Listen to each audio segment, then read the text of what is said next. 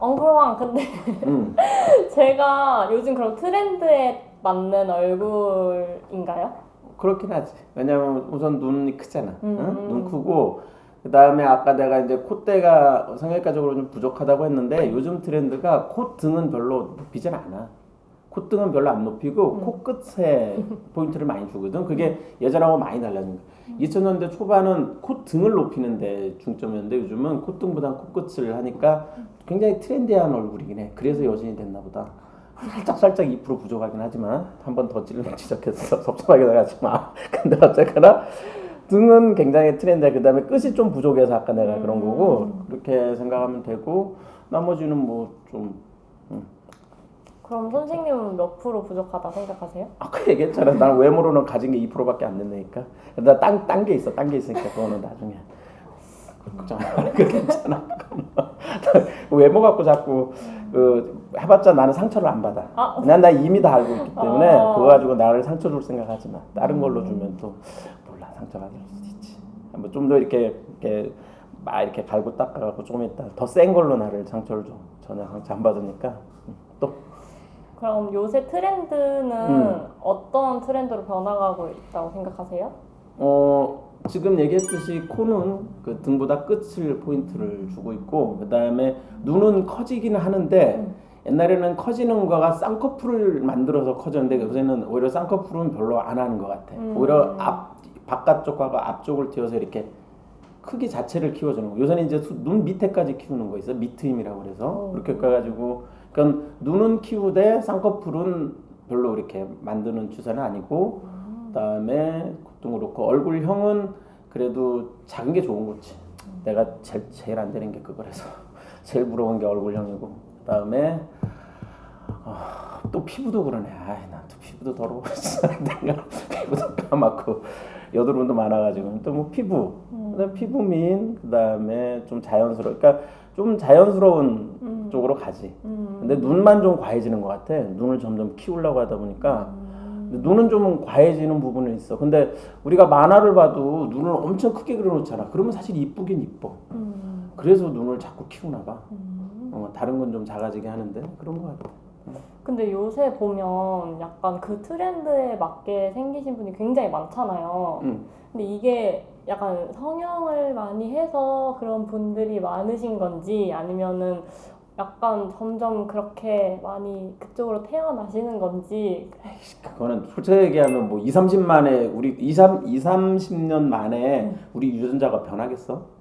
그거는 말도 안 되는 소리야 사실은. 다만 이 저기 뭐냐 우리가 이 그 영양 상태도 좋아지고 우리가 섭취하는 그 다음에 솔직히 얘기하면 어렸을 때부터 자외선 그러니까 지금 근데 요새는 너무 햇빛을 안 쬐어서 문제더라. 애들 공부만 하고 그러니까 생활 환경이 바뀌어서 생활 환경이 바뀌어서 바뀌는 부분이 있지만 유전적으로는 절대 바뀔 수는 없어. 아마 수백 년 지나면 바뀌겠지. 응?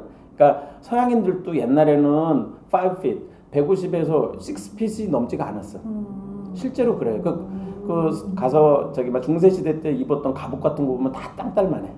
실제로 그래. 그 사람들도 이렇게 서구가 커지는 거는 산업혁명 이후에 1, 200년이 지나면서 이렇게 만들어지는 거예요. 우리도 마찬가지. 우리 한국 사람들이 아예 유전적으로 이뻐지려면 한 몇백 년 더 지나야 될 것 같고 지금은 이런 사회 환경이 좋아진 것도 있고 또 하나는 실제 성형도 많이 도움하지. 그래서 이 강남에 다 널린 게 성형외과잖아.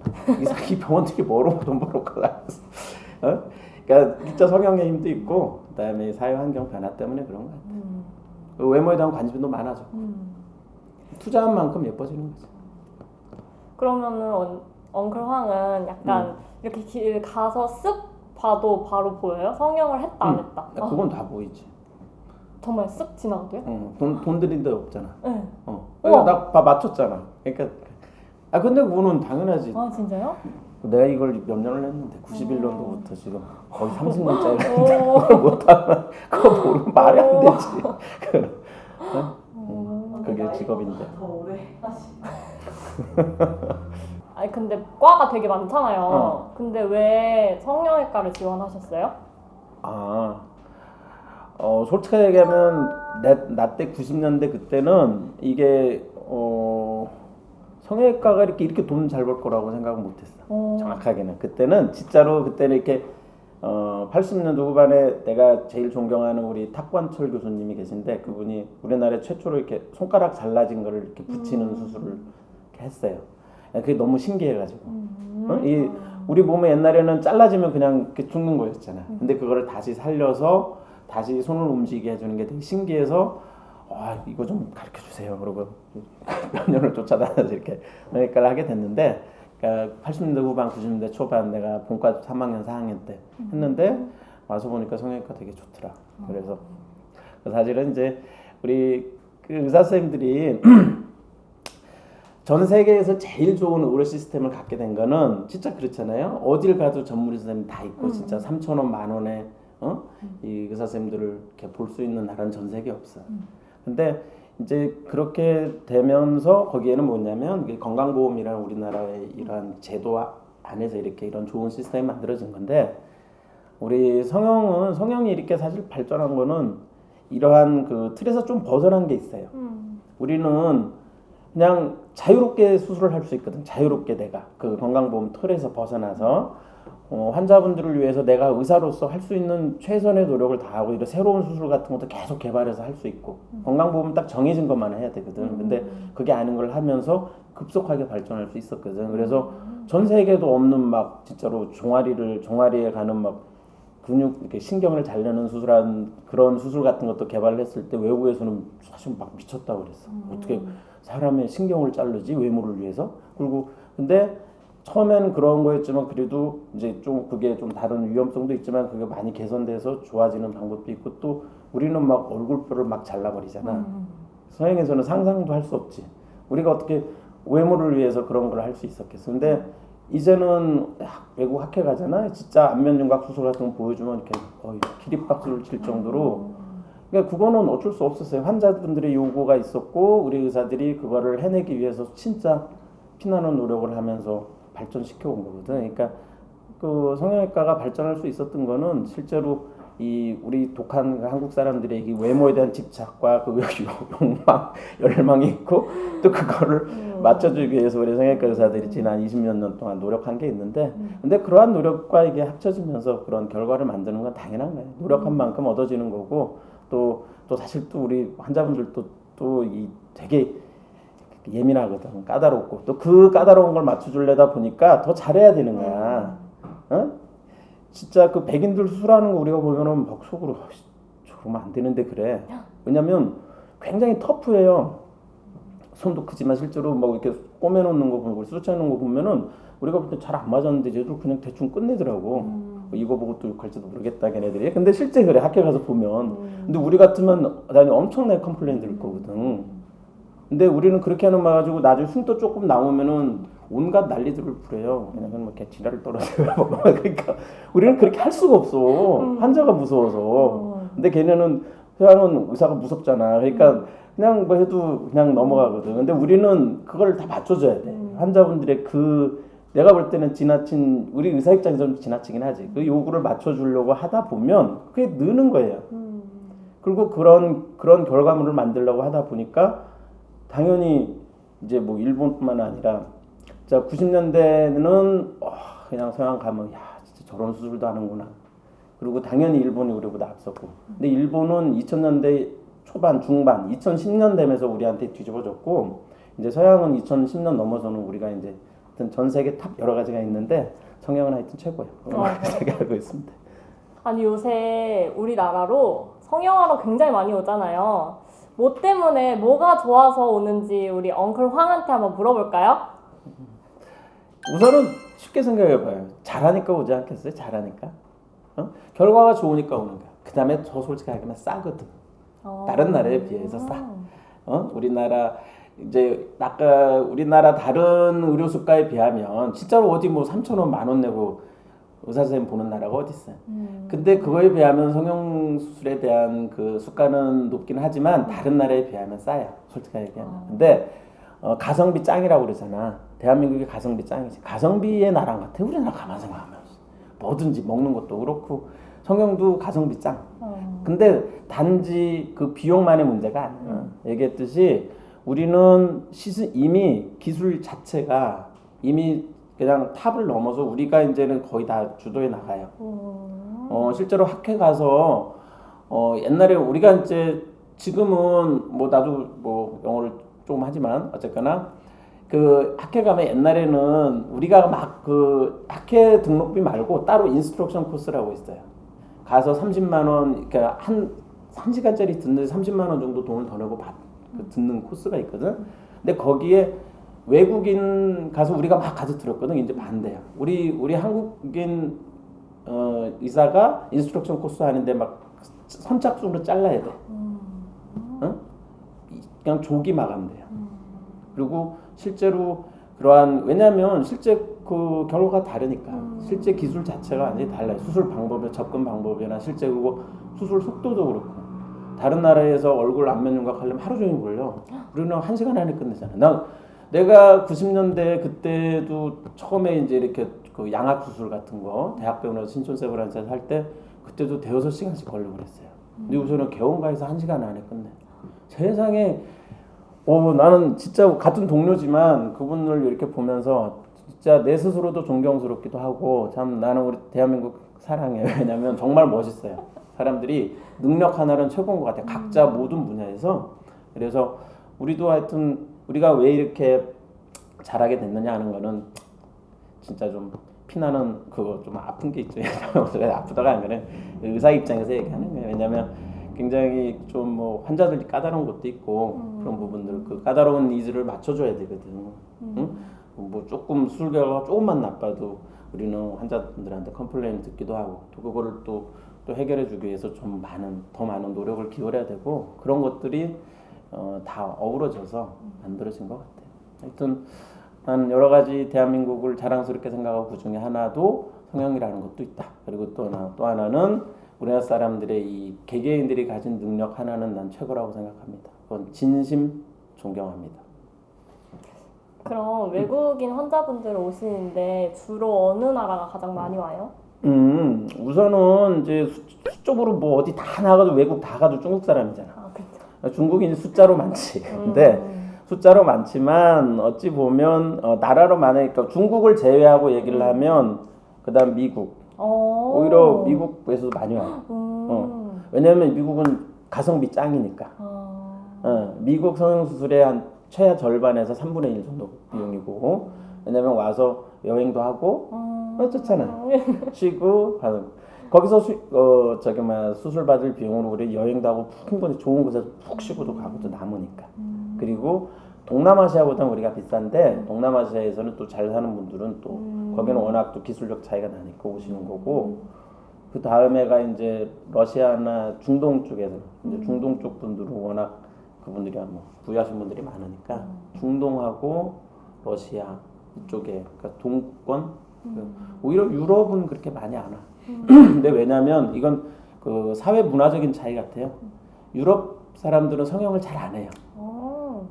프랑스에 있는 성형외과 전문의가 100명이 안 돼. 우리나라만 해도 지금 2,000명 가까이 있거든. 그러니까 그리고 실제로 성형 시장 자체가 그렇게 크지가 않아요. 이게 사회 분위기지, 사회 분위기. 그러니까 세계에서 제일 큰 성형 시장이 미국이고 두 번째가 브라질이고 세 번째가 한국이었는데 지금은 아마 시장 규모는 중국일 거야. 중국이 아마 이제 그 성형 시장도 1등 하지 않을까. 근데 워낙 거기 숫자로 미는 동네니까 이제. 그런데 어쨌거나 그런 상황이고 그래서 유럽은 거의 성형을 잘 안 해요 사람들이 실제로. 그래서 성형 수술이나 기술 자체도 떨어질 수밖에 없는 거지. 그 수요가 있어야지 그걸 공급이 가는 거니까. 그래서 전문의 숫자도 적고 거긴 또 이제 전문의를 제한하는 것도 있지만 하여튼 이건 사회 문화적인 분위기 같아. 외모보다는 다른 걸 중시하고 우리는 이렇게 자꾸 외모로 벌어먹고 사는 사람이지만 꼭 외모에만 이렇게 하는 건 난 좀 조금은 대한민국도 이제 달라졌으면 좋겠어요. 나처럼 이렇게 속이 꽉 찬 사람 이런 사람도 좀 좋아해주고 존중해주는 그런 사회 분위기가 되면 어떨까? 근데 기술 좋은데 사고도 가끔 나고 막 소송도 걸리고 그러잖아요. 솔직하게 얘기하면 사고 나는 거는 솔직히 하면 다 의사들 잘못이에요.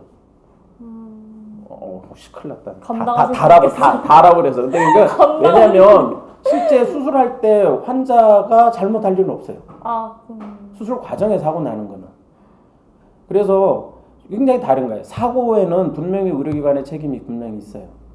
다만 아주 특이한 특수성 빼고, 그러니까 환자분이 진짜로 마취나 이러니까 환자가 특이 체질인 경우 빼고는. 그런데 그럼 왜 수술하다가 사고 나는 거는 의료기관 책임이라고 하는 거는 왜냐면 분명히 아주 특수한 경우 빼고는 거기에는 여러 가지 이유가 있는데 사실은 엄밀히 얘기하면 좀 뭐든지 과하면 문제가 생겨요.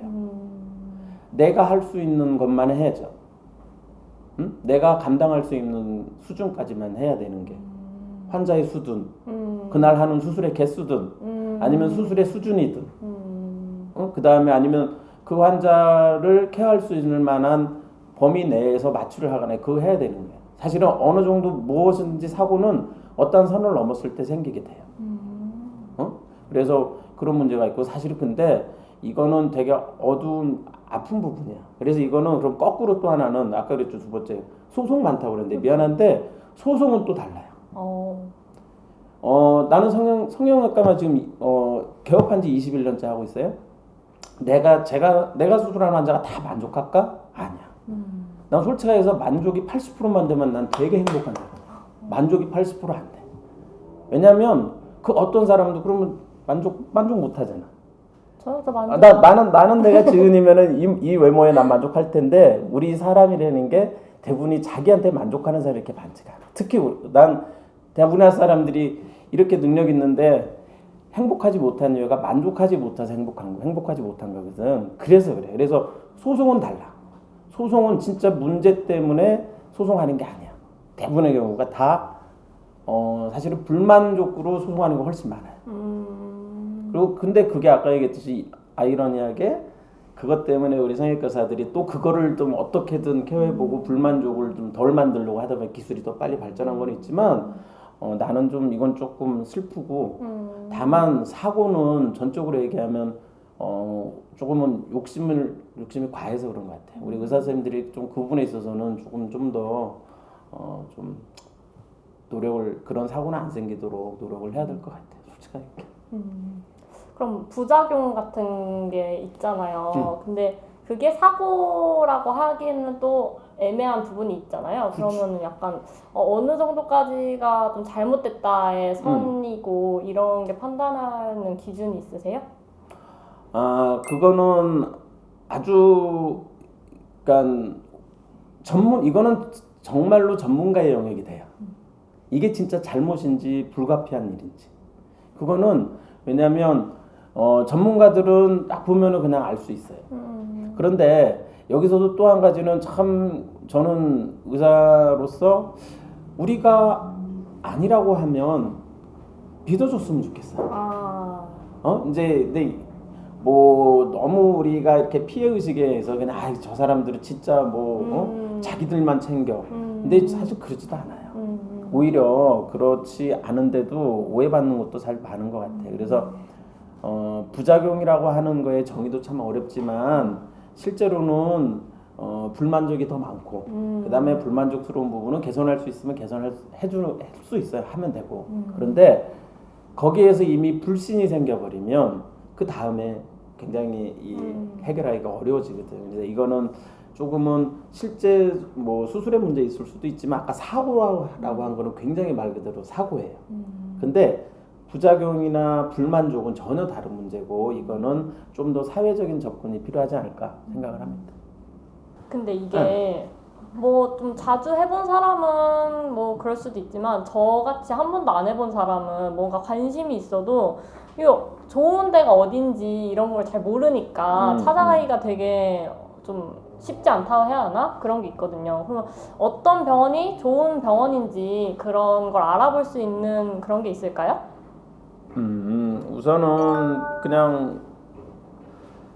우선은 첫째 그냥 전문의 선생님을 찾아가 주세요. 말 그대로 그 각 과별 전문의가 있고 그다음에 또 하나는 요즘은 이제 좀 더 세분화됐어요. 내가 성형외과 어쨌거나 똑같아. 성형외과 전문의를 딸 때는 책을 이만큼을 다 외워서 해야 되거든. 거기에는 흔한 쌍꺼풀부터 해가지고 안면 윤곽까지 다 모든 그다음에 화상 그리고 안면 기형 이런 수술까지 다 공부를 하고 그걸 다 달달달달 외워가지고 몇 달 동안 이렇게 합숙을 하면서 시험 봐서 합격을 해요.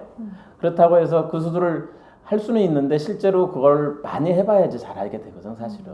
그래서 이제 그래서 그 수련 과정도 걷고 그 다음에 나와가지고 조금씩 또 다른 병원에서 이제 이렇게 그 봉지기 같은 걸 하면서 이제 자기 전공을 쌓아요. 그래서 하다 보면 자기가 정말로 잘하는 자기 분야가 생기거든. 응? 이렇게 뭐 하다 보면은 뭐 그림을 그려도 서양화, 동양화 이렇게 나뉘듯이 자기가 잘할 수 있는 부분이 생기니까 그쪽으로 이렇게 하면서 성형외과 안에도 또 많은 각자의 전문들이 생겨요. 그래서 일단은 한쪽에 전문화된 곳은 훨씬 더 다른 데보다는 잘할 수 있을 거고 또 많은 선생님들도 이제 자기 분야를 또 만들어서 더 열심히 하거든요. 그래서 우선은 많이 하는 사람이 잘할 수밖에 없고 근데 그걸 어떻게 알 수 있냐 하는 거는 제가 이렇게 단적으로 얘기하기는 어렵고요. 그런 부분들은 이제 조금만 더 이렇게 다른 정보를 찾아보면 알 수 있을 거고 또 하나는 제일 중요한 거는 상담을 직접 하세요. 꼭 가셔서 본인이 그 선생님하고 상담을 해보라고. 그러면 얘기를 해보면 우리는 사람이기 때문에 기계가 아니니까 사람 대화를 해보면 그분의 마음이 보여요. 어떨 땐 나도 이런 말 그렇지만 전날 계속 조금 이렇게 무리한 날은 막 상담할 때 좀 귀찮게 다 그래. 그러면 그럴 때는 좀 이제 그분하고 나하고는 이게 라뽀라 그러는데 안 맞을 수도 있죠. 그러면 이제 뭐 그러니까 그 환자분도 느끼실 거예요. 그런데 이렇게 만나서 여러 군데를 상담을 해보고 그 선생님하고 얘기를 해보면 그분이 어느 정도의 진심 또 아니면 어느 정도의 그런 걸 하실 수 있겠구나. 뭐 또 하나 또 이렇게 우리는 사람이라 이게 맞아야 돼요. 흔히 그냥 궁합이라고 그러지. 이게 서로 그 환자하고 의사 사이에도 그런 게 있어요. 내가 아무리 잘하다가도 좀 진짜 안 풀리는 때는 진짜 안 풀리는 경우도 있거든. 그래서 이런 모든 것들은 직접 상담을 하세요. 그래서 직접 상담 꼭 해서 판단하고 그다음에 또 하나는 여기서 팁이 하나 있는데 상담을 갔는데 제가 어떤 이 코디네이터나 병원에 일하시는 분들을 그렇게 말씀드리는 건 아니고 실장님하고만 상담하고 수술을 하는 거는 미안하지만 단쪽으로 하지 마세요. 절대 그래서는 안 돼요. 수술을 의사 선생님이 하지 실장님이 하는 게 아니잖아. 그래서 꼭 원장님하고 상담하세요. 그렇게 해주는 곳, 만약에 그렇지 않은 곳은 죄송하지만 깊게 고려해 보시고 그러니까 꼭 직접 의사 선생님하고 직접 상담하시는 게 제일 중요하고 해보면 거기에서 좀 더 이렇게 마음에 와닿는 그리고 많이 한 분야제가 내가 받고 싶어하는 그 성형의 그 분야에 많이 하신 분 그분들을 찾아가면 되고 그 다음에 마지막으로 또 하나는 성형수술은 다른 의료하고 달라요. 우리가 필수 의료라고 그러죠. 아파서 가는 게 아니잖아. 그러니까 가서 성형은 꼭 필요한 게 아니에요. 그런데 갔는데 수술을 하라고 권하는 분은 난 미안하지만 그분도 좀 쉽게 제꼈으면 좋겠어. 성형수술은 가능하면 그분이 꼭 필요한 거로만 해도 돼요. 근데 나는 코하러 갔는데 눈 해라, 여기다 뭐 필러도 넣어라, 뭐 턱도 깎아라, 무슨 그렇게 권하시는 분은 나 감히 얘기하는데 그냥 제끼세요. 그리고 우리 막 혹시라도 이거 보시는 성형외과 선생님 계시면 제발 그런 거는 하지 마세요. 성형수술을 권할 수술은 아니에요. 그분들한테 우리가 도움이 될 수는 있을지 모르지만 절대 권해서는 안 된다고 생각하거든요. 그래서 직접 상담하는 곳, 그 다음에 수술 권하는 의사 선생님은 미안하지 그냥 아예 그냥 제껴서 하시는 게 더 좋을 거라고 생각합니다.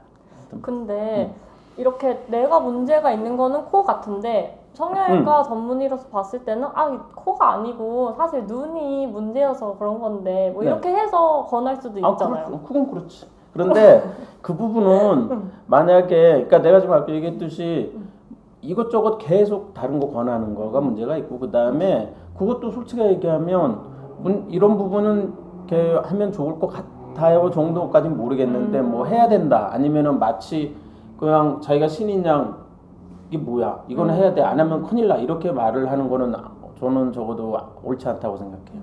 우리 의사가 다른 질병에 있어서는 단정적으로 얘기를 해도 돼요. 왜냐면 그렇지 않으면 사실 죽을 수도 있고 그 질병 치료를 해서 그게 꼭 필요한 거니까. 근데 우리 성형은 질병이 아니잖아. 질병이 아닌데 왜 그걸 단정적으로 얘기해요? 그 본인이 만족하면 되는 거지. 그래서 그건 조금은 얘기해 줄 수는 있지만 좀 다른 관점에서 봤으면 좋겠어. 네.